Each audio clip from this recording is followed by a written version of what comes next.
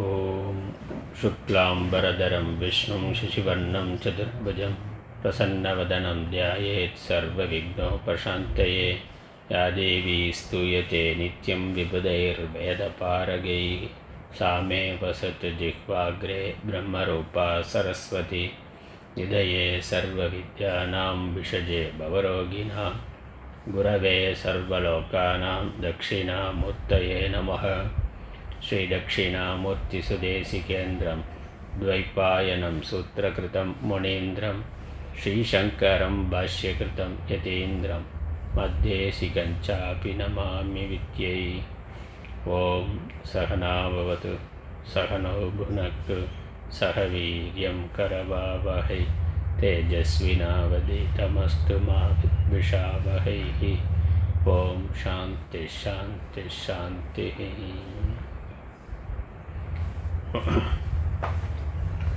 यतः सर्वाणि भूतानि प्रतिभान्ति स्थितानि च यत्रैवोपशमं यान्ति तस्मै सत्यात्मने நமः।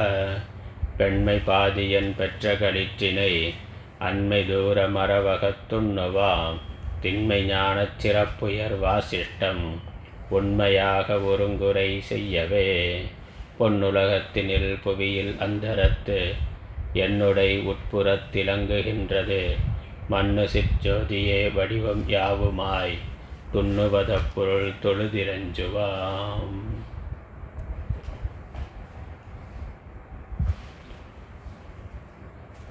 பக்கம் 491.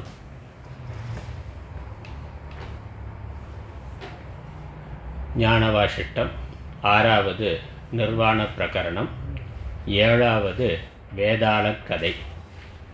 பாடல் 15. காணின்று அந்த வேதாளம் கடும் தீப்பசியால் நீதியினால் ஆன ஊகத்தால் ஜனத்தை அசனமாக்க நகர் எய்தி தான நிருபன் இரவு திரி சமயத்து அவனைத்தான் கண்டு வானில் இடி போல் வேதாளம் மன்னர்க்கு உரைத்தபடி கேளாய்.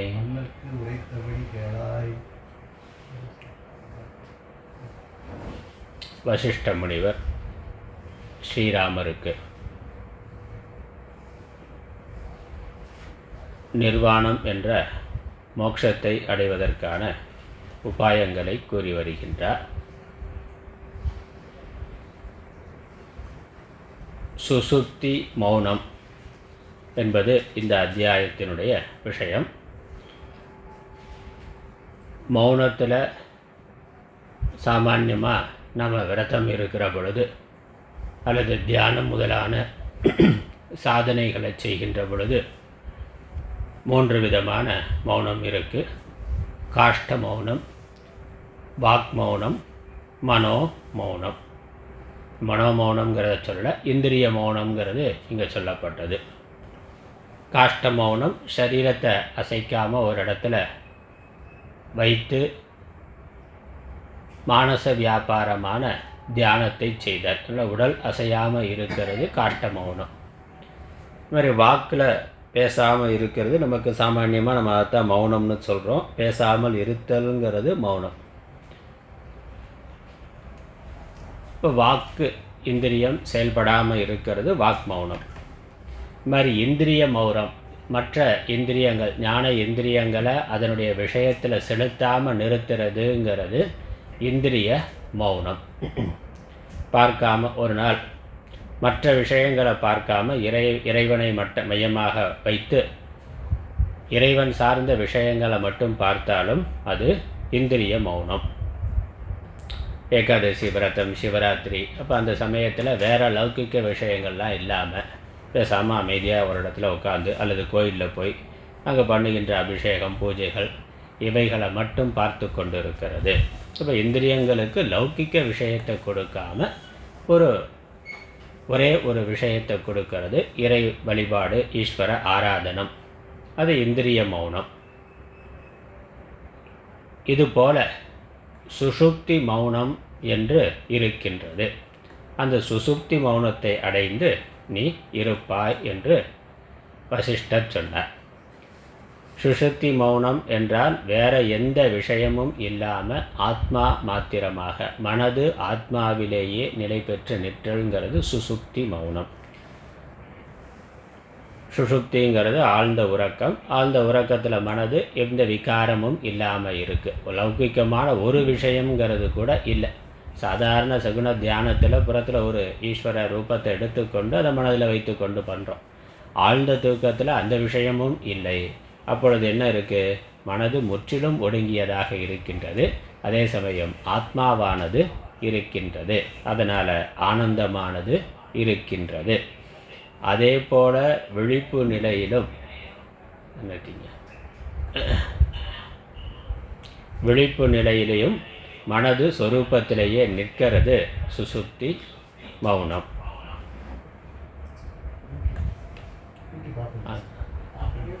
அது ஆஃப் பண்ணிருங்க, இங்கே சவுண்டு கேட்குது.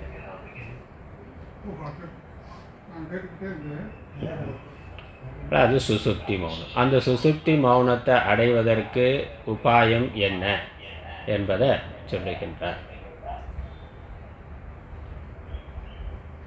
மனது சங்கல்ப விகல்பமாக இருக்கிறது.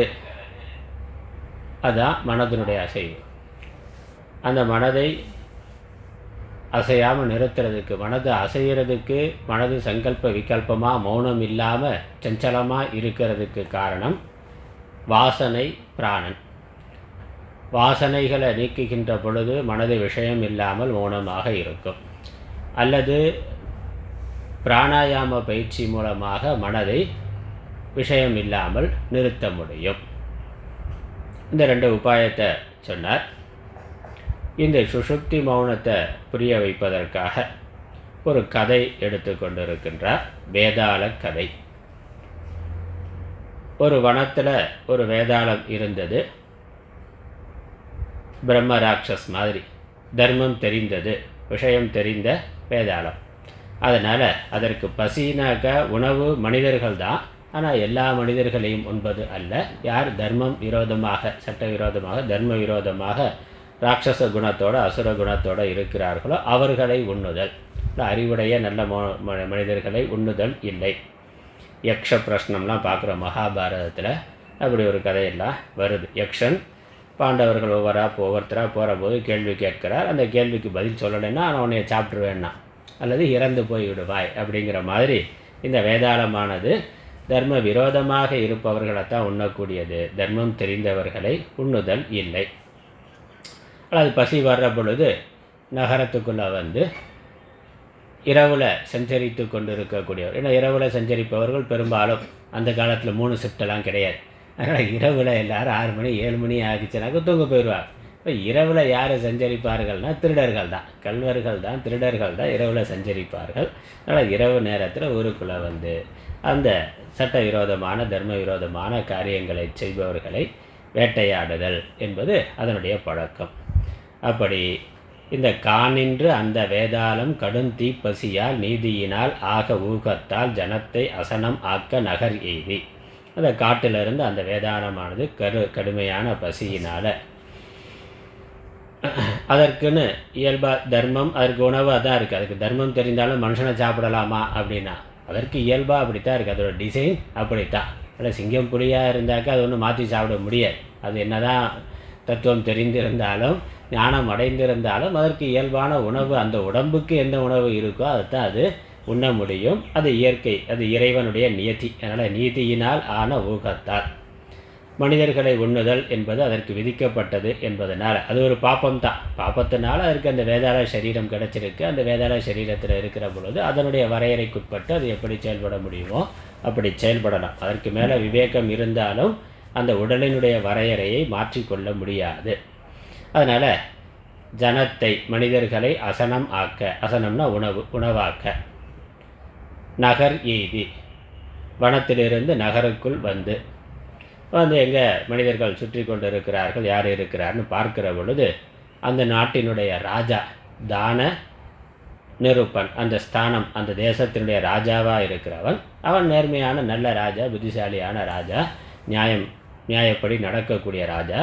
அவன் இரவு உலா வருகிறான். அவன் கல்வர்களை பார்க்கறதுக்காக வர்றான். அவர் திருடருக்காக வரல, திருடர்களை கண்காணிக்கிறதுக்காக அவர் வருகிறார். அந்த மாதிரி திருவீதி உலா, அது மாறு வேடங்களில் இரவில் வர்றதுங்கிறது அந்த காலத்தில் ராஜாக்களே நேரடியாக படை வீரர்கள் போவாங்க, இல்லை தளபதிகள் போவாங்க. சில இடங்களில் ராஜாவே அவனும் கூட போகணும். அப்போ தான் தெரியும்.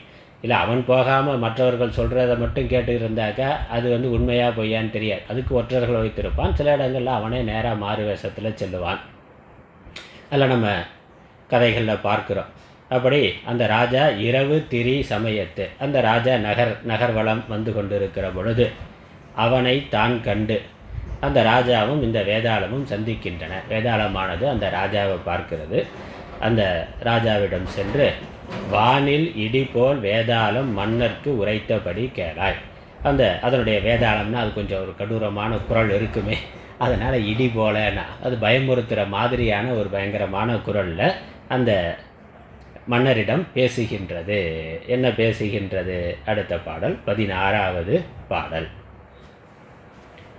மன்னா என் கைப்பட்டனையால் வானேறு அணைய எண்ணாலே உன்னார் உயிர் இற்றனை இனியன் உணவு ஆகுதி என்றுரைத்தலுமே நின்னால் நெறியால் அன்றியனை நெருங்கில் தலைநீரு எழும் என்ன சொன்னான் மன்னன் வேதாளம் சொன்ன மன்னர்க்கு எதிர் சொல்லும். மன்னா என் கைப்பட்டனை. மன்னா ராஜா, என் கையில் நீ இன்று அகப்பட்டனை, எனக்கு உணவாக நீ அகப்பட்டனை. வானேறு அணைய எண்ணாலே, உக்கிரமான என்னால், பயங்கரமான எண்ணாலே. உன் ஆர் உயிர் இற்றனை இனி, உன்னுடைய அருமையான அந்த உயிரானது இப்பொழுது போகப் போகின்றது. உன் உயிரை நான் எடுக்க போகிறேன்னா, உன் உயிரை ராஜா தான் எல்லா உயிரும் எடுப்பார். நான் ராஜான்னு இருந்தாலும் அவருக்கு மேலே ஒரு ஆள் இருக்கு. அதனால் ராஜா உன்னுடைய உயிரை எடுக்கப் போகிறேன். உன்னார் உயிர் இற்றனை இனினா, உன்னுடைய அருமையான உயிரானது இப்பொழுது போகப் போகின்றது. இனி என் உணவு ஆகுதி, நீ என்னுடைய உணவாக ஆகுவாயாக என்று உரைத்தலுமே என்று சொன்னவுடனே, நின்னால் நெறியால் அன்றியனை நெருங்கில் தலை நீரு எழும் என்ன. அந்த மன்னன், அவன் ராஜா, மற்ற ஆள்னா பயந்த ஆளாக இருப்பான், ராஜா அவ்வளோ சாதாரணமாக பயப்படுவானான்னா. ஆனால் ராஜான்னு சொல்கிறான், அவனுக்கு தர்மம் தெரிந்தவன். உன் நின்னால்னா உன்னால், நெறியால் அன்றி, நெறி இல்லாமல், முறை இல்லாமல் நீ என்னை உண்ணணும் என்றால் அதற்கு ஒரு நியாயம் இருக்கணும், ஒரு காரணம் இருக்கணும். நீ தர்மம் தெரிந்தவன், தர்மமான முறையில் இருக்கிறவன். நான் அப்படி என்ன தர்ம விரோதமாக நடந்து விட்டேன்.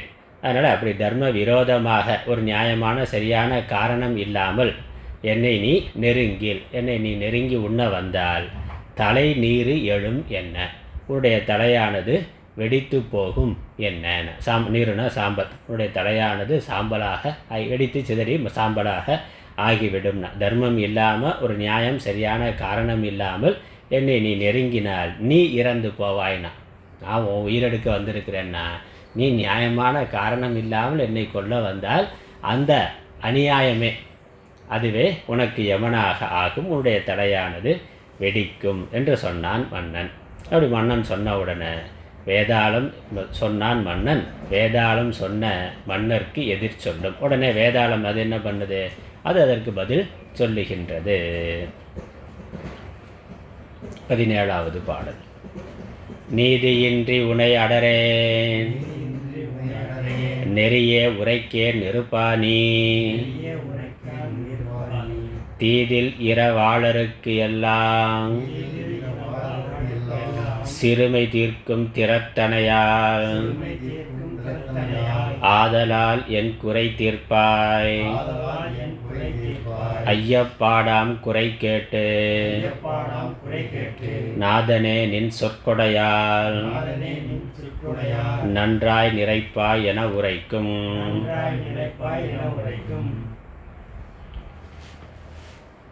வேதாளம் சொல்லுது, நீதியின்றி உனை அடரேன்.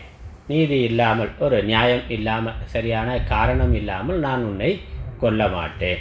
அது நான் எனக்குன்னு தர்மம் வைத்திருக்கிறேன். நெறியே உரைக்கேன் நெருப்பா கேள். நான் என்னுடைய நெறியை சொல்லுகின்றேன், கேட்பாயாக. நீ தீதில் இரவாளர்க்கு எல்லாம் சிறுமை தீர்க்கும் திறத்தனை.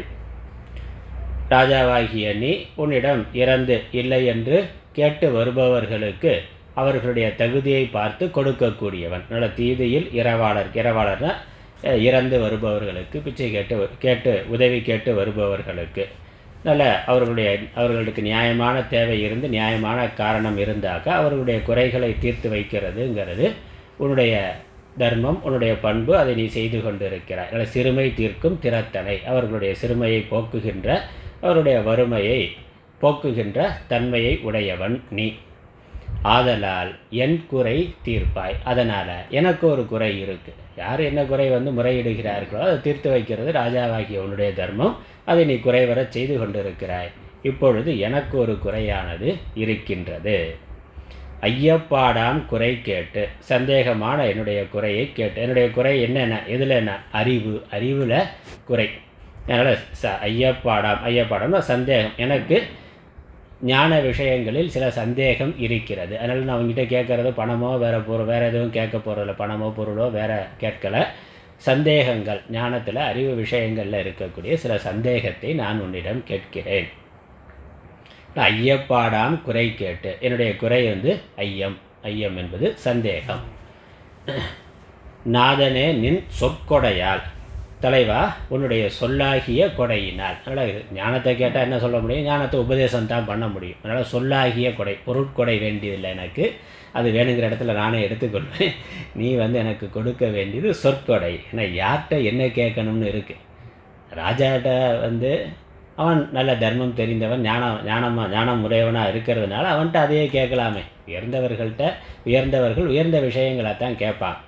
அதனால் இவர் நின் சொற்கொடையால் நன்றாய் நிறைப்பாய் என உரைக்கும். உன்னுடைய சொல்லாகிய கொடையினால் என்னுடைய குறையை நீக்கி நிறைப்பாய் என உரைக்கும் என்று சொல்லி அது அதனுடைய ஐயத்தை கேட்கின்றது, சந்தேகத்தை கேட்கின்றது. அடுத்த பாடல் 18. எந்த வெய்யோன் கிரணங்கட்கு இந்த பிரம்மாண்டங்கள் எல்லாம் சிந்தும் சிறிய அணுத்திரளாய் திகழும் எந்த மாருதத்தில் அந்தமிலா ககனம் எனும் அணுக்கள் விளங்கும் அளவின்றி வந்த கணாமேல் கனவுற்று மாறா தெளிவாம் ஒளிவடிவன்.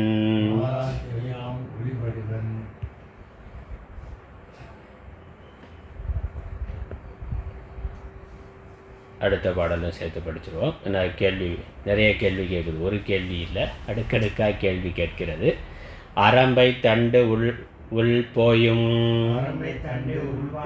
அந்த தண்டே ஆவது போல் வரம்புயில் உள்ளே எனினும் மற்றொன்றாக அணு ஏது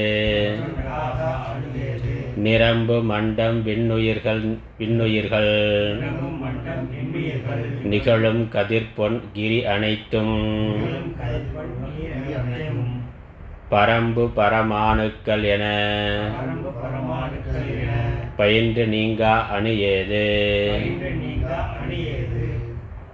அங்கம் ஒன்றும் அறப்பரம அணுவாம் எந்த மாகிரிக்கு தங்கு கல் போல் செறிந்தொன்றா ஜகங்கள் மஜ்ஜையாம் என்று துங்க வேதாளம் சொன்ன சொற்கு நகைத்து சுடர் மௌலி அங்கன் அரசன் சொன்னவெலாம் அடைவே கேட்டி ராகவனே.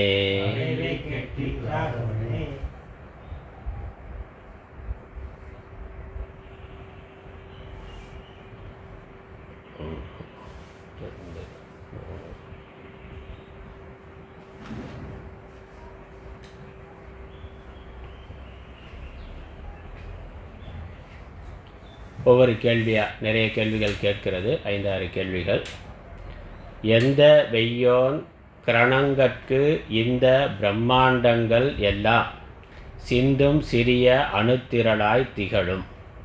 இது ஒரு கேள்வி. முதல் கேள்வி, எந்த வெய்யோன் கிரணங்கட்கு இந்த பிரம்மாண்டங்கள் எல்லாம் சிந்தும் சிறிய அணுத்திரளாய் திகழும். முதல் கேள்வி. எந்த மாருதத்தில் அந்தம் இல்லா ககனம் எனும் அணுக்கள் விளங்கும் அளவின்றி. இரண்டாவது கேள்வி இது. அணுக்கள் விளங்கும் கூட எடுத்துக்கலாம். அளவின்றி வந்த கனாமேல் கனவுற்று மாறா தெளிவாம் ஒளி வடிவன். மூணாவது கேள்வி.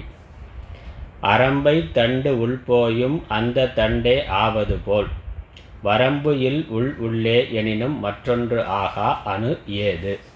4. நிரம்பு மண்டம் விண்ணுயிர்கள் நிகழும் கதிர் பொன் கிரி அனைத்தும் பரம்பு பரமாணுக்கள் என பயின்று நீங்கா அணு ஏது. 5வது கேள்வி. 5. அங்கம் ஒன்றும் அற பரம அணுவாம் எந்த மா கிரிக்கு தங்கு கல் போல் செறிந்து ஒன்றாம் சகங்கள் மஜ்ஜையாம். 6வது கேள்வி. 6 கேள்வி. முதல் கேள்வி என்ன? 18வது பாடலில் எந்த வெய்யோன் கிரணங்கட்கு. வெய்யோன்னா வெயிலை உடையவன் சூரியன். எந்த சூரியனுடைய கிரணங்கட்கு சூரிய கதிர்கட்கு இந்த பிரம்மாண்டங்கள் எல்லாம் சிந்தும் சிறிய அணுத்திரளாய் திகழும். சாதாரணமாக நம்ம பார்க்குறோம், சூரிய ஒளியானது நம்முடைய ஜன்னல் வழியாக உள்ளே வந்தாக்கா, ஜன்னல் வழியாக உள்ளே வர்ற பொழுது அந்த சூரிய ஒளியில் பார்த்தாக்கா அந்த தூசிகள் அப்படியே பறந்து கொண்டு இருக்கும். பொடி பொடியாக தூசிகள் பறந்து கொண்டு இருக்கும். எவ்வளோ தூசி இருக்குன்னு எண்ண முடியாது. ஆனால் அது அந்த கண்ணுக்கு சாதாரணமான வெளிச்சத்தில் தெரியாத அந்த தூசிகள் அந்த சூரிய கிரணங்கள் வர்ற பொழுது அதனால் பிரகாசப்படுத்தப்பட்டு அந்த தூசிகள் எல்லாம் அப்படி மிதந்து கொண்டு இருக்கிறது நமக்கு தெரியும்.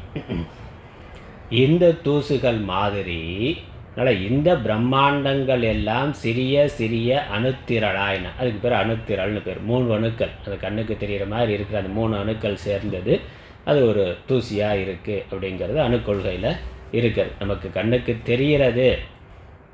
தெரிகிற அளவுக்கு அது வருகின்றது. அப்படி 3 பரமாணுக்கள் சேர்ற பொழுது அப்படி கண்ணுக்கு தெரிகிற அந்த அகலவு அப்படின்னு சொல்லி தத்துவம் சொல்லுது. அப்படி இந்த பிரம்மாண்டங்கள் எல்லாம், இந்த சூரியன் சந்திரன் எண்ணற்ற நட்சத்திரங்கள் இருக்குது, சூரியர்கள் இருக்கிறார்கள். இது எல்லாமே எந்த சூரிய கிரணத்தில் வெறும் துகள்களாக இருக்கின்றது. கேள்வி. சூரிய கிரணத்தில் இந்த தூசிகள் துகள் இருக்கிற மாதிரி சூரியனே எந்த ஒரு சூரியன், இன்னொரு அதோட பெரிய ஒரு சூரியன், எந்த வெய்யோன் கிரணங்கட்கு இந்த பிரம்மாண்டங்கள் எல்லாம் சிந்தும் சிறிய அணுத்திரளாய் திகழும். அதனால் இந்த நம்ம வானத்தில் பார்க்குற கோடிக்கணக்கான நட்சத்திரங்கள் எல்லாம் வெறும் தூசிகளாக எந்த சூரியனுடைய ஒளியில் இருக்கும்னா, இப்போ அதற்கு மேலே ஒரு சூரியன் இருக்கிறார், அதனிடத்தில் இதெல்லாம் வெறும் தூசிகளாக மிதந்து கொண்டு இருக்கின்றது. இந்த அனைத்திற்கும், இந்த பிரம்மாண்டங்கள் அனைத்திற்கும் மேலே இருக்கக்கூடிய பிரம்மாண்டங்கள் எல்லாம் ஒன்றும் இல்லை, வெறும் தூசிகள் என்று காட்டக்கூடிய எந்த சூரியன் இருக்கின்றான். அந்த சூரியன் யாருங்கிறது கேள்வி. இதற்கெல்லாம் மேலாக, இதற்கெல்லாம் மூலமாக, இதைவிட பிரம்மாண்டமானதாக, இந்த பிரம்மாண்டங்களுக்கெல்லாம் பிரம்மாண்டங்களே தூசிகளாக ஆகிற அளவுக்கு மிக பிரம்மாண்டமாய் இருக்கக்கூடியது எது? எந்த சூரியன்? அதனால் அது ஒரு கேள்வி. எந்த வெய்யோன், எந்த சூரியன் அணுத்திகளால் திகழும்? முதல் கேள்வி. அதுக்கப்புறம் சூரியனை வச்சு கேட்டது. அடுத்தது எந்த மாருதத்தில், மாருதம்னாக்கா காற்று, எந்த காற்றில் அந்தம் இல்லா ககனம் எனும் அணுக்கள் விளங்கும் அளவின்றி. இந்த ககனம்னா ஆகாசம், ககனம் எனும் ஆகாசம் விளங்கும், ககனம் எனும் அணுக்கள்னா ஆகாயம் எனும் அணுக்கள். நமக்கு தெரிந்தது ஒரு ஆகாசம். இந்த ஆகாசமே ஒரு அணு மாதிரினா எப்படி இந்த காற்றில் எந்த ஒரு பெரிய மாருதத்தில், எந்த ஒரு பெரிய காற்றில் இந்த ஆகாசமே ஒரு அணு மாதிரி பறந்து கொண்டிருக்கின்றதோ, அது விளங்கி கொண்டிருக்கின்றதோ, அது எது அப்படின்னா, இந்த ஆகாசமே இருக்கக்கூடிய ஆகாசமே, ஆகாசத்தில் தான் எல்லாம் இருக்குது, எல்லாத்துக்கும் அவகாசம் கொடுத்துருக்கிறது ஆகாசம். ஆனால் அந்த ஆகாசத்துக்கும் அவகாசம் கொடுத்துருக்கிறது எதுனா, ஆகாசத்துக்கும் ஆதாரமாக இருப்பது எது, ஆகாசத்துக்கும் இடம் கொடுத்திருப்பது எது. இல்லை, ஒரு ஆகாசம்ல இந்த மாதிரி அநேக ஆகாசங்கள் இருக்குது. அந்த கணம் எனும் அணுக்கள்னா இதெல்லாம் அணுக்களை போல இருக்கின்றது, விளங்கும். ஆனால் எந்த மாருத்தம் அப்படிங்கிற ரெண்டாவது கேள்வி. முதல்ல எந்த சூரியன்கிறது முதல் கேள்வி. ரெண்டாவது கேள்வி எந்த காற்று, எந்த காற்றில் இந்த ஆகாசம் முதலானவைகள் எல்லாம் அணுக்களை போல இருக்கின்றதோ. அடுத்து மூன்றாவது கேள்வி, அளவின்றி வந்த கணாமேல் கனவுற்று மாறா தெளிவாம் ஒளி வடிவு என். ஒளி வடிவு என்ன, ஒளி பிரகாசம் எது. இந்த கணாமேல் கனவுற்று, ஒரு கனவு வருது, அடுத்து ஒரு கனவு வருது, அடுத்து ஒரு கனவு வருது, இப்படி கனவு முடிவில்லாமல் வந்து கொண்டிருக்கின்றது. தூங்குனா கனவு வருது, ஒரு தூக்கத்தில் ஒரு கனவாக பார்க்குறோம், வேறு கனவு மாறி மாறி வந்து கொண்டு இருக்கிறது. ஒவ்வொரு கனவும் அது இருக்கிற பொழுது பரம சத்தியமாக இருக்குது. அது ஒரு பெரிய நீண்ட காலம் இருப்பதாக நமக்கு தெரியுது. அதில் ஒரு முழு வாழ்க்கையவே ஒரு கனவுக்குள்ளே வாழ்ந்துடுறோம். அப்படி அநேக கனவுகள் வருகின்றன. ஆனால் இந்த கனவுகளெல்லாம் வருது போகுதுன்னா, இந்த கனவை பிரகாசிக்கின்ற ஒரு ஒளியானது இருக்கின்றது. நான் கனவு கண்டேன்னா, அப்போ கனவை பார்த்த ஒரு அறிவு இருக்குல்ல, அது அதற்கு வேறாக இருக்கின்றது. அதனுடைய ஒளியில், அதனுடைய முன்னிலையில் எண்ணற்ற கனவுகள் வந்து போகின்றன. இப்படி ஒரு தியேட்டரில், ஒரு திரையரங்கத்தில் உட்கார்ந்து பார்த்தோம்னா எண்ணற்ற காட்சிகள் வந்து போகின்றன. அதை காண்பவன் ஒருவனாக, அதை பிரகாசிக்கின்ற ஒருவன் இருக்கின்றான். அந்த மாதிரி அந்த அளவின்றி வந்த கணாமேல் கனவு, கனவுக்கு மேலே கனவா அளவில்லாமல் வந்து கொண்டிருக்கின்ற அனைத்துள்ளும் மாறா தெளிவாம், தான் மாறாது இருந்து இவைகளை பிரகாசிக்கின்ற ஒளி வடிவு எது. மூன்றாவது கேள்வி. அடுத்த கேள்வி, அரம்பை தண்டு உள் போயும் அந்த தண்டே ஆவது போல வரம்பு இல் உள் உள்ளே எனினும் மற்றொன்று ஆகா அணு ஏது. பெருசாக சொல்லப்பட்டது. இப்போ அணுவுக்கு அணுவானதுன்னா அணுங்கிற அளவில் கேட்கிறார். எந்த ஒன்று, இந்த ஆகாசம் முதலான பிரம்மாண்டங்கள் எல்லாம் எந்த ஒன்றுக்குள்ளே இருக்கிறது அப்படிங்கிற ஒரு கேள்வி. அதுக்கப்புறம் இந்த கனவு போல வந்து வந்து செல்லுகின்ற அனைத்து அனுபவங்களையும் பிரகாசிக்கின்ற ஒளி வடிவு எது என்பது கேள்வி. இங்கே என்னென்னா, ஒரு வாழை தண்டு, வாழை மரத்தை எடுத்துக்கொண்டா, ரம்பானா வாழை மரத்துக்கு பேர். அதனால் அரம்பைங்கிறது வாழை மரம், ரம்பா பழம்னா வாழைப்பழம், அரம்பைங்கிறது வாழை மரம். அந்த வாழை மரத்தை, அது எப்படி இருக்குது, அடுக்கடுக்காக தண்டு தான் இருக்குது. வாழை மரத்தில் ஒரு நடுவில் ஒரு தண்டு இருக்குது, அதற்கு மேலே அடுக்கடுக்காக பல லேயராக இருக்குது. அதை எடுத்து, அது அப்படி ஒரு வாழை மரத்தை எடுத்து உள் போயும் அந்த தண்டே ஆவது போல, ஒவ்வொரு பட்டையாக உரிச்சிக்கிட்டு வந்தால் என்ன இருக்கும், ஒரே தான் இருக்கும். மேல் பட்டையில் என்ன இருக்கோ அதே தான் உள்ள, அதே தான் உள்ள. ஒன்று அதில் வெரைட்டியான பல லேயர் இருந்தால், லேயராக அது இருந்தாலும் எல்லா லேயரையும் உள்ளே இருக்கிறது ஒரே விஷயந்தான். எல்லாமே ஒரே மாதிரியான பொருளால் இருக்கிறதா. மற்ற மரங்கள் அப்படி இல்லை, பட்டை ஒரு மாதிரி இருக்கும், உள்ளே போகிற பொழுது அது வேறு மாதிரி இருக்கும். ஆனால் வாழை மரத்தை பொறுத்த வரைக்கும் பட்டைகளை பிரிக்க எல்லாம் ஒரே பொருள் தான், ஒரே தன்மை உடையதாகத்தான் இருக்கும். அப்படி அதனால் உள்போயும் அந்த தண்டே ஆவது போல, உள்ள பிரித்து கொண்டு இருந்தாலும் எல்லாவற்றிலும் ஒரே அம்சம், ஒரே அங்கம், ஒரே பொருள்தான், ஒரே அணுதான் இருக்கின்றது. அதுபோல வரம்பு இல் உள் உள்ளேயும், இந்த வரம்பு இல்லாமல் எல்லை இல்லாமல் இருக்கின்ற அனைத்துள்ளும் உள்ள போனால் வேறொன்றாக வேறொன்று வேறுபட்டு இல்லாமல் ஒன்றாக இருக்கின்ற அணு ஏது. அதனால் வாழை மரத்தோட எந்த ஒரு பகுதியை, எந்த ஒரு அணு எடுத்தாலும் அது ஒரே மாதிரி தான் இருக்கும். அதில் வேறுபாடே இல்லாமல் ஒரே மாதிரி இருக்கின்றது. அதே மாதிரி உலகத்தில் வரம்பு இல்லாமல், எல்லை இல்லாமல், முடிவில்லாமல் இருக்கின்ற அனைத்து பொருள்களையும் பிரித்து பார்த்தாக்கா அதற்குள்ள ஒன்றாக இருக்கின்ற, அதற்கு ஆதாரமாக இருக்கின்ற, ஒன்றாக இருக்கின்ற அணு எது என்று கேள்வி. அப்போ அப்படி ஒன்று இருக்கானா, அப்படி இருக்குன்னு ஒன்று தெரிஞ்சுக்கிட்டு தான் கேள்வி கேட்குது. அப்படி ஒன்று இருக்கான்னு கேட்கல, அப்படி இருக்கிறது எதுன்னு கேள்வி கேட்குது. அதனால் பதில் தெரியாத கேள்வி இல்லை, தான் பதில் தெரிந்து கொள்ளணுங்கிறதுக்காக இங்கே வேதாளம் கேள்வி கேட்கல. சந்தேகம்னு இருக்குது, இருந்தாலும் அப்படி ஒன்று இருக்குங்கிறத அது தெளிவுபடுத்தி கொண்டு அதுக்கு ஒரு கிளாரிட்டி இருக்குது. கண்டிப்பாக அப்படி ஒன்று எப்படி கேனோபனிஷத்தில் பார்க்குறோமே, இதெல்லாம் நடத்துகின்ற தேவன் யாருன்னா, அப்படி இதற்கு வேற ஒரு ஆள் இருக்குன்னு தெரிந்து கொண்டு தான் அவன் கேட்குறான். ஆனால் அது எதுங்கிறது ரொம்ப தெளிவாக தெரியலை, அதனால் அது தெரிந்து கொள்வதற்காக குருவிடம் கேட்கிறான்.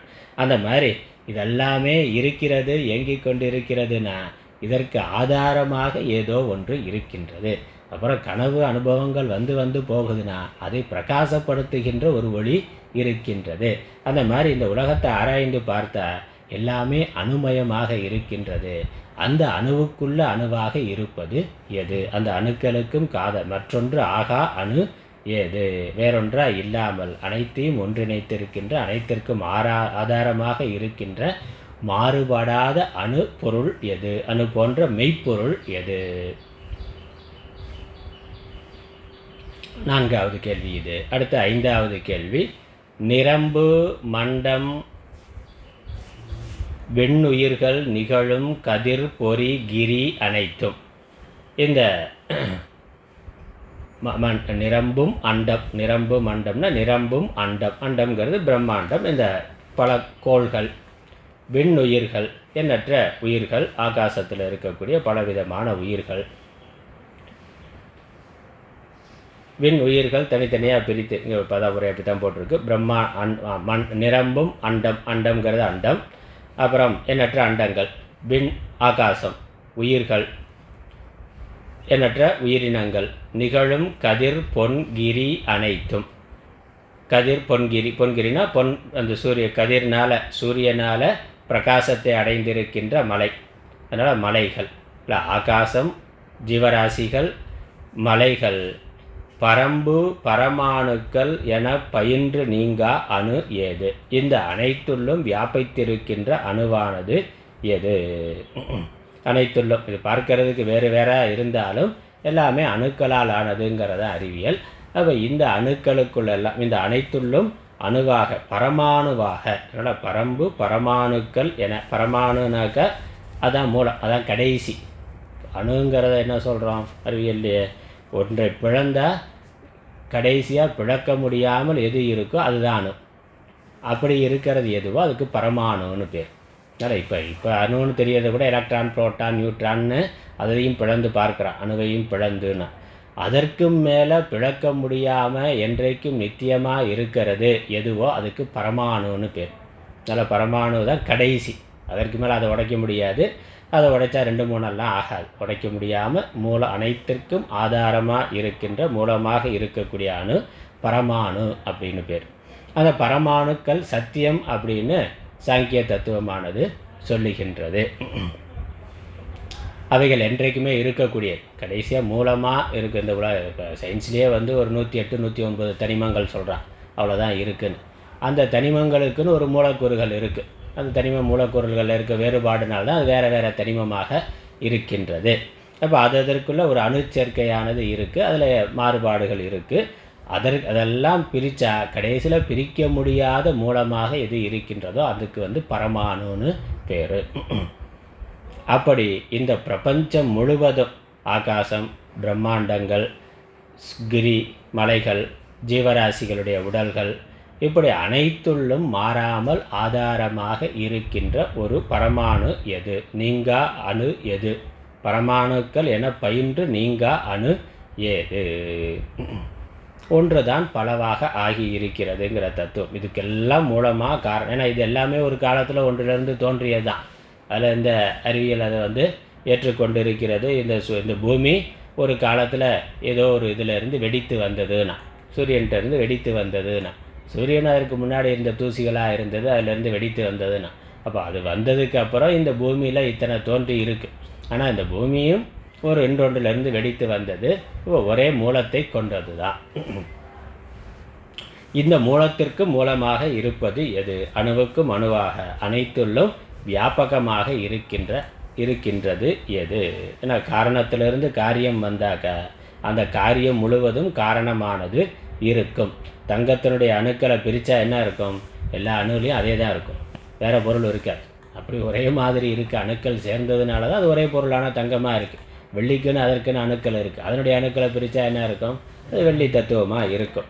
ஆனால் அப்படி தங்கம் வெள்ளின்னு வேறுபட்டு இருந்தாலும் அதற்கும் ஆதாரமாக மாறுபடாது. அது இதிலேருந்து வந்ததுன்னா இந்த தங்கம் வெள்ளி மற்ற என்னெல்லாம் உலோகங்கள் இருக்கோ அதெல்லாம் எங்கேருந்து வந்தது? இதே பூமியிலேருந்து வந்தது தான். ஒரே பூமியில் இருந்து தான் அவைகள் வேறுபட்டு வந்திருக்கு. கரி வருது, வைரம் வருது, பிளாட்டினம் வருது, தங்கம் வெள்ளி, இன்னும் எண்ணற்ற பொருள்கள் பூமிக்குள்ளே பார்க்குறோம், எண்ணற்ற உலோகங்கள் இருக்குன்னா. அப்போ இது எல்லாத்துக்கும் ஆதாரமாக இருக்கிறது ஒரே மண் தான், ஒரே பூமி தான். அப்படி இந்த பூமியும் இன்னொரு சூரிய குடும்பம், ஒரு சூரியனை மையமாக வந்து அதிலிருந்து வெடித்து வந்தது, அது சூரிய குடும்பம்னு இருக்குது. அப்போ இந்த சூரிய குடும்பத்தில் இருக்க எல்லா கிரகங்களுக்கும் மூலமாக அதனுடைய மூலம் என்னது? சூரியன் தான். இப்போ சூரியனில் என்ன இருக்கோ அதான் இந்த கிரகங்களில் இருக்கும். சூரியனும் அது எங்கே இருந்துன்னா அது வேறு எங்கேருந்தோ இன்னொரு இதுலேருந்து வெடித்து வந்ததுன்னா, அப்படி இந்த ஆகாசத்தில் இருக்கக்கூடிய கோடிக்கணக்கான சூரிய குடும்பங்கள் இது எல்லாமே ஒரே மூலத்தை கொண்டன.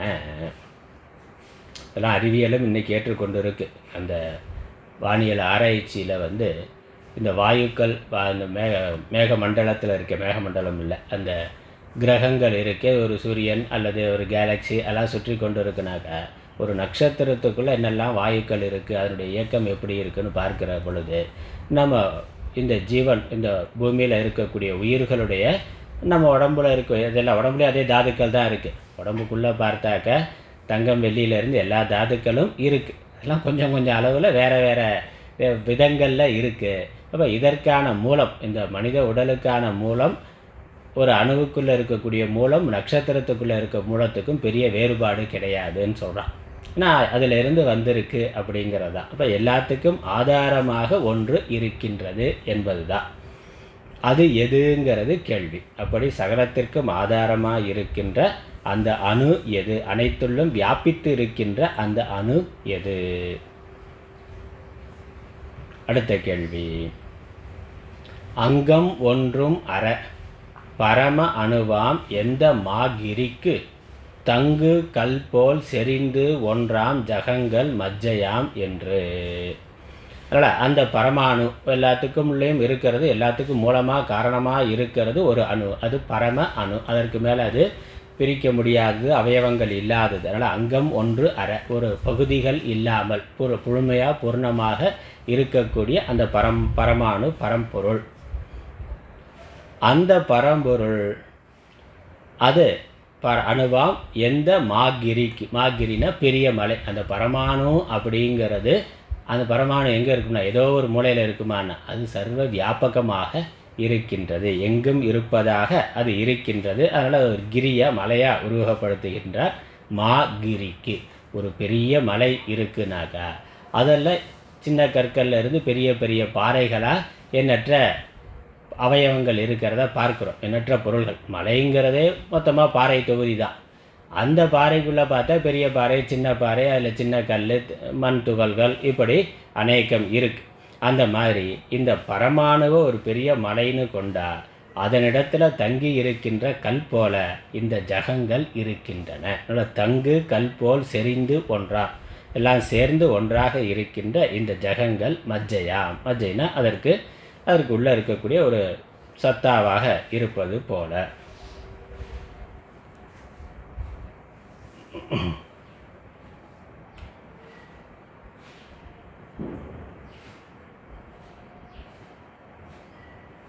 நெருங்கி கற்கள் போல நெருங்கி இருந்து உலகங்களும் உணவாகுங்கிறது. மஜ்ஜைங்கிறதுக்கு உணவுன்னு கொடுத்துருக்கு.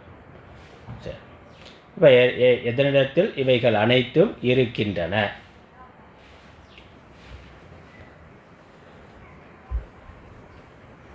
என்று கேட்கிறார். மஜ்ஜைங்கிறது இந்த இடத்துல உணவுங்கிற அர்த்தம். அந்த பெரிய பரமாணுக்களுக்குள்ள மஜ்ஜைனா அதற்குள்ள இவைகள் லயமாகின்றன. உணவுனா என்னது? நமக்குள்ளே போய் லயமாகிறது தானே. அப்போ எந்த பரமாணுக்களுக்குள் இவைகளெல்லாம் இருந்து லயமாகின்றன, இப்போ இந்த பரமாணுக்களுக்கு இந்த ஜகங்களெல்லாம் உணவை போல இருக்கின்றன. எல்லாவற்றையும் உள்வாங்கி கொண்டு சிருஷ்டி காலத்தில் அதிலிருந்து இவைகள் வெளிவந்தன. பிரளய காலத்தில் அனைத்தும் அதற்குள் ஒடுங்கி விடுகின்றன. அப்படி ஒடுங்கி இருக்கு அப்படி ஒடுங்குதல் என்பது உணவு போல். யமதர்மராஜாவுக்கு உணவுனா அது மாதிரி இந்த எல்லாமே யமதர்மராஜாவுக்கு உணவு அப்படிங்கிற மாதிரி இந்த சகல பிரபஞ்சமும் எல்லாமே எதற்கு உணவாக ஆகின்றது, எதனிடத்தில் இறுதியில் லயமாகி விடுகின்றன, ஒன்றாகி விடுகின்றன என்று துங்க வேதாளம் சொன்ன சொற்கு. இப்படி 6 கேள்வியை கேட்டிருக்கு. என்று வேதாளமானது கேட்ட கேள்விக்கு நகைத்து சுடர் மௌலி அங்கன் அரசன் சொன்னவெல்லாம் அடைவே கேட்டி ராகவனே. அந்த ராஜா அதற்கு பதில் சொல்கிறார். அவன் எப்படி பதில் சொல்கிறான்? அவனுக்கு அது தெரியாததெல்லாம் தெரிஞ்சது. அவர் அதெல்லாம் கேட்டு தெரிஞ்சு வச்சிருக்கிறார். ஆனால் நகைத்துனாக்க தெரியலைன்னா திருன்னு முடிப்பார். கேள்வி கேட்டால் என்ன பண்ணுவோம்? தெரியலைனாக்கா சைலண்ட்டாக தலையத்துக்கு தொங்கு போட்டுக்குவார் அல்லது திருன்னு முடிப்பான். பதில் தெரிஞ்சாக்கா சந்தோஷமாக இது தெரிஞ்ச கேள்வி அப்படின்னு உற்சாகமாக பதில் சொல்லுவார். அதனால் இங்கே நகைத்துனா அந்த ராஜா இந்த வேதாளம் சொன்ன சொற்கு நகைத்துனா வேதாளம் கேட்ட கேள்வியை கேட்ட உடனே அவருக்கு ஆஹா ரொம்ப ஈஸியான கொஸ்டினாக இருக்கே, நமக்கு தெரிந்த கேள்வியாக இருக்கேன்னு மகிழ்ச்சி அடைந்து சுடர் மௌலினா கிரீடம்னு அர்த்தம். கிரீடத்தை அணிந்திருக்கிறவன், நவரத்ன கற்களெல்லாம் பொதித்த கிரீடத்தை அணிந்திருக்கிறவன் சுடர் மௌலி. சுடர் ஒளி வீசுகின்ற அந்த கிரீடத்தை அணிந்திருக்கின்ற அங்கன்னா அழகிய கண்களை உடைய அந்த ராஜா அந்த அரசன் சொன்னவெல்லாம். அதற்கு ஒவ்வொரு கேள்விக்கும் அவர் பதில் சொல்கிறார். 6 கேள்வி கேட்டிருக்கு. ஒவ்வொரு கேள்விக்கும் அவர் பதில் சொல்ல போகின்றார். அந்த சொன்ன பதிலை எல்லாம் சொன்னவெல்லாம் அடைவே கேட்டி ராகவனே ஸ்ரீராமரே. அவருக்கு முறையாக ஒவ்வொரு கேள்விக்கும் கேட்ட முறைப்படியே ஒன்றொன்றுக்காக முறையாக பதில் சொல்லுகின்றார். கேள்வி கேட்ட முறையிலேயே பதிலும் ஒன்றொன்றுக்காக வருகின்றது. அவைகளை கேட்பாயாக. அடைவேன முறையே சொன்ன கேள்விக்கு அது கேட்ட கேள்விகளுக்கெல்லாம் முறையாக அடுத்தடுத்ததாக ஸ்ரீராமர் ராகவன் சொன்ன பதிலை கேட்பாயா, அந்த அரசன் சொன்ன பதிலை கேட்பாயாக ராகவனே. வேதாளம் கேட்ட கேள்விகளுக்கு அரசன் முறையே சொன்ன பதிலை கேட்பாயாக ராகவனே. முதல் கேள்விக்கு முதல்ல பதில் வருகின்றது.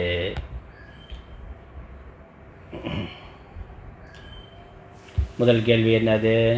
எந்த சூரியனிடத்தில் இந்த அண்டங்கள் எல்லாம் தூசுகள் போல இருக்கின்றதோ, எந்த ஒரு சூரிய ஒளியில் சூரிய கிரணத்தில் இந்த அண்டங்கள் எல்லாம் வெறும் தூசுகள் போல மிதந்து கொண்டிருக்கின்றனவோ, இந்த உலகங்கள் எல்லாம் கிரகங்கள் எல்லாம் நட்சத்திரங்கள் எல்லாம் தூசுகள் போல மிதந்து கொண்டிருக்கின்றனவோ அது எதுங்கிற முதல் கேள்வி. அந்த சூரியன் யாருன்னு அதற்கான பதில்.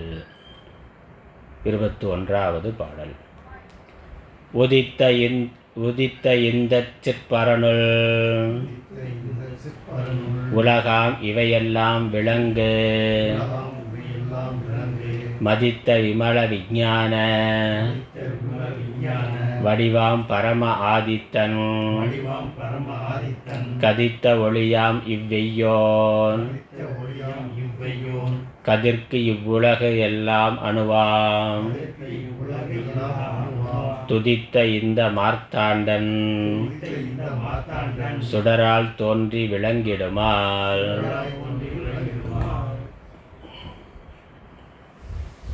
உதித்த இந்த சிற்பரனுள். உதித்தன பிரகாசித்து கொண்டிருக்கின்ற, எப்பொழுதும் உதித்து இருக்கின்ற. உதித்தன தோன்றி இருக்கின்ற, எப்பொழுதும் பிரகாசித்து கொண்டிருக்கின்ற, விளங்கி கொண்டிருக்கின்ற. சித் பரனுள். சித் என்பது தான் அந்த பதில். எந்த சூரியன்னா சித் வஸ்து, சித் பரன், பரமாகிய சித், ஒரு சைத்தன்யம்.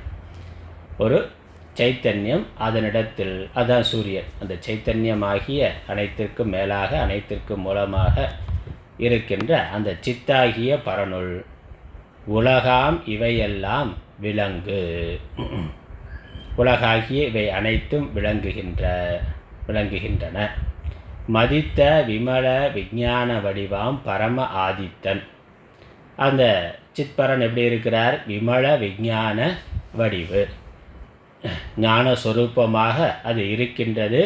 தூய்மையான ஞானஸ்வரூபமாக இருக்கின்றது. அஞ்ஞான கலப்பு இல்லாமல், வேற மறைப்புகள் எதுவும் இல்லாமல் ஞான வடிவாக ஞானஸ்வரூபமாக விளங்குகின்ற அறிவு பொருள் அது பரம ஆதித்தன். எல்லா ஆதித்யர்களுக்கு மேலான ஆதித்தன், ஞான ஆதித்தன், ஞான சூரியன், ஞானமாகிய சூரியன். எதை விஞ்ஞானம்னா விஞ்ஞான, அது விமல விஞ்ஞான வடிவாம் பரம ஆதித்தன்.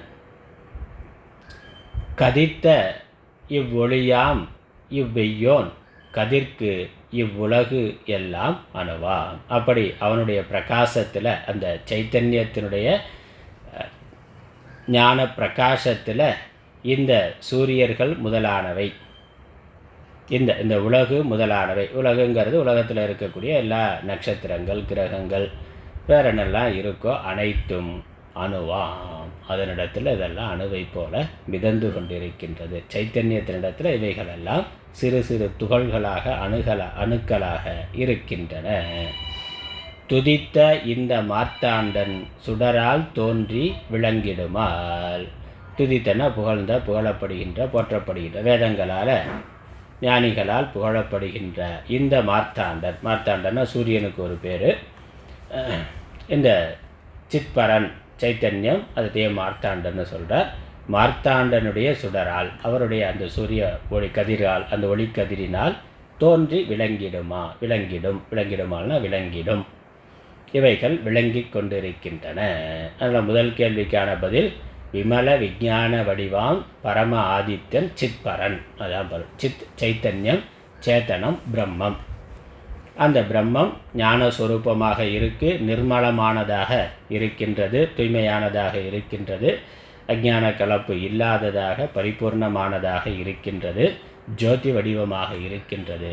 அதனுள் இந்த உலகங்களெல்லாம் தூசுகளாக விளங்கி கொண்டிருக்கின்றன, அணுக்களைப் போல மிதந்து கொண்டு இருக்கின்றன.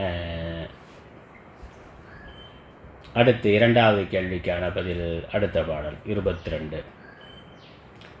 காலமுண்மை விசும்புண்மை கண்ணாய் அசையும் அறிவுண்மை ஜால விமல அறிவு உண்மை தன்னை முதலாம் உண்மையலாம் சீல பரம பெருங்காற்றில் சிறு தூள் ஆகி திகழ்ந்திடுமால் கோல மலரின் மனம் போல் தாம் கொண்ட சொரூப சுபாவத்தால் எந்த பெருங்காற்றில். அடுத்த இரண்டாவது கேள்வி என்ன இருந்தது? எந்த பெருங்காற்றில் இவைகள் அனைத்தும் தூசுகளாக இருக்கின்றன, சிறு தூள்களாக விளங்கி கொண்டிருக்கின்ற ககனம் முதலானவை இதெல்லாம் சிறு தூசுகளாக விளங்கி கொண்டிருக்கின்றன அப்படிங்கிற கேள்வி இரண்டாவது கேள்வி. அதில் ஆகாசம் முதலானவைகளே, இந்த பஞ்சபூதங்களே, இந்த நட்சத்திரங்கள், சூரியன் முதலானவைகள்லாம் பஞ்சபூதங்களால் ஆனது. அவைகளெல்லாம் அந்த சூரியன் முன்னாடி தூசுகள் போல இருக்குது. சித் ஆகிய சூரியன் முன்னால் தூசுகள் போல இருக்குன்னு முதல்ல சொன்னார். இந்த பஞ்சபூதங்கள், ஆகாசம் முதலான பஞ்சபூதங்களும் அந்த பெருங்காற்றில் தூசுகளாக துகள்களாக இருக்கின்றன என்பது. எந்த காற்றில் இவைகள் துகள்களாக இருக்கின்றன? ஆகாசம் முதலானவைகளே துகள்களைப் போல இருக்கின்றனவோ, பஞ்சபூதங்களே துகள்களைப் போல இருக்கின்றன என்று கேள்வி. அதற்கு பதில் காலம் உண்மை, விசும்பு உண்மை, கண்ணாய் அசையும் அறிவு உண்மை, ஜால விமல அறிவு உண்மை, தன்னை முதலாம் உண்மை எலாம், சீல பரம பெருங்காற்றில் சிறு தூள் ஆகி திகழ்ந்திடுமால். ஆள்ங்கிறது அசைச்சொல், திகழ்ந்திடும். இந்த காலம் என்னும் உண்மைனா காலம் இருக்கிறது அப்படின்னு சொல்கிறோம். சத்தா, காலத்துக்கு இருக்கக்கூடிய ஒரு இருப்புத்தன்மை கால சத்தா. அப்புறம் விசும்பு உண்மை, ஆகாசம் இருக்கிறது அப்படிங்கிற பொழுது அங்கே இருப்புத்தன்மைங்கிறது ஒன்று இருக்கின்றது. அப்புறம் கண்ணாய் அசையும் அறிவு உண்மை. கண்ணாய் அசையுங்கிறது இங்கே சலனமான காற்றை குறிக்கிறது. காற்று உண்மை. ஜால விமல அறிவு உண்மை. ஒரே அறிவு தான் காலத்தில் உண்மையாகவும், விசும்பில் உண்மையாகவும், காற்றில் உண்மையாகவும் இருக்கின்றது. முதல்ல சொன்ன அதே சித்பரம் தான் இதற்குள் உண்மையாக இருக்கின்றது. உண்மையாகனா முதல்ல அது சித்துன்னு சித்தம்சம் சொல்லப்பட்டது, சித்பரன்னு சொல்லி ஆரம்பித்தார். அந்த சித்து தான் இந்த தோன்றியிருக்கின்ற அனைத்துள்ளும் சத்தாக இருக்கின்றது. அதனால் காலம் இருக்கிறதுனா, காலம் ஒரு காலத்தில் தோன்றியது தானே, காலம்ங்கிறது தோன்றியதான். காலம் அனாதி கிடையாது. அனாதினாக்கா அது எப்போ தோன்றியதுன்னு தெரியாததுனால அனாதின்னு சொல்லலாமே வெளியே. எப்போ இடம் வருகிறதோ அப்போ தான் காலம் வருது. இடமும் காலமும் பிரிக்க முடியாதது. இப்போ இடம்ங்கிறது ஒரு காலத்தில் தோன்றியது அப்படின்னா, காலமும் இடம் தோன்றிய பொழுது தோன்றியது. காலம் தோன்றுவதற்கு முன்னாடி இருந்த காலம் என்னன்னு கேட்கக்கூடாது. ஏன்னா காலம் இடம் தோன்றின பிறகு தான், இடம் தோன்றுகிற பொழுது காலமானது வந்து இருக்கிறது. அதற்கு முன்னாடி காலங்கிற கணக்கே இல்லை, காலம் சொல்ல முடியாது, காலம் இல்லை. ஆனால் காலமும் ஒரு காலத்தில் தோன்றியது. அப்போ தோன்றி இருக்கக்கூடிய காலம் என்னது? இருக்கிறதுனா காலம் இருக்கிறதுங்கிற ஒரு இருப்புத்தன்மை வந்திருக்கிறது. இது மாதிரி விசும்பு உண்மை, ஆகாசம் இருக்கிறது அப்படின்னு சொல்கிறோம். அதே மாதிரி அசையும் கண்ணாய், அந்த காற்று அசைதல், அந்த அசைகின்ற காற்றானது இருக்கின்றதுன்னா, அந்த சித்தானது முதல்ல சொன்ன சிற்பரமானது அதுவே இருப்பாய் சத்தாய் இருக்கின்றது. காலம் என்கிற சத்தாகவும் விசும்புங்கிற சத்தாகவும் காற்றுங்கிற சத்தாகவும் இருக்கின்றது. சாலன மிகவும் விமல அறிவு உண்மை, அந்த அறிவானது அந்த சித்தானது அதுவே தூய்மையான அறிவாக எப்பொழுதும் இருக்கின்றது. அத்தியந்தம் நிர்மல சித் சத்தை, விமலன தூய்மையான, அந்த தூய்மையான அறிவே உண்மை. அது அறிவு இருக்கிறதுனா, அதனால் அந்த அறிவினுடைய இருப்புத்தன்மை தான் தன்னை முதலாம் உண்மை எலாம். அதனால் அறிவு உண்மை, தன்னை எலாம் உண்மை எலாம்.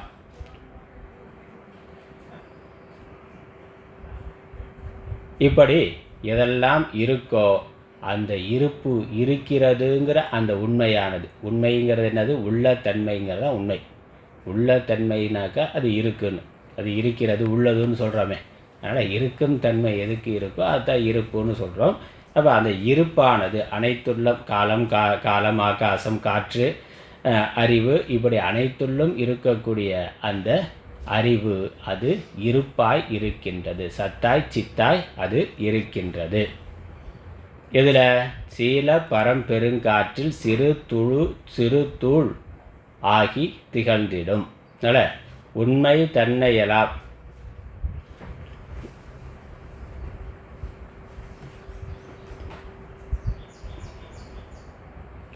தன்னை முதலாம் உண்மையெல்லாம், உண்மை தன்மையெல்லாம் தன்னை முதலாம் உண்மையெல்லாம் கூறி வந்த இந்த சத்துக்கள் எல்லாம் இப்படி இருக்கிறது நாம் சொல்லி கொண்டிருக்கின்ற இந்த இருப்புடைய அனைத்தும் அப்படின்னா எல்லாமே அதனால் சிறு புழு பூச்சியிலிருந்து புல் பூண்டுலேருந்து காலம் ஆகாசம் எல்லாமே இருக்கிறதுன்னு தோன்றி இருக்கின்ற அனைத்தும் அந்த சீல பரம்பெருங்காற்றில் சிறு தூள் ஆகி திகழ்ந்திடும்.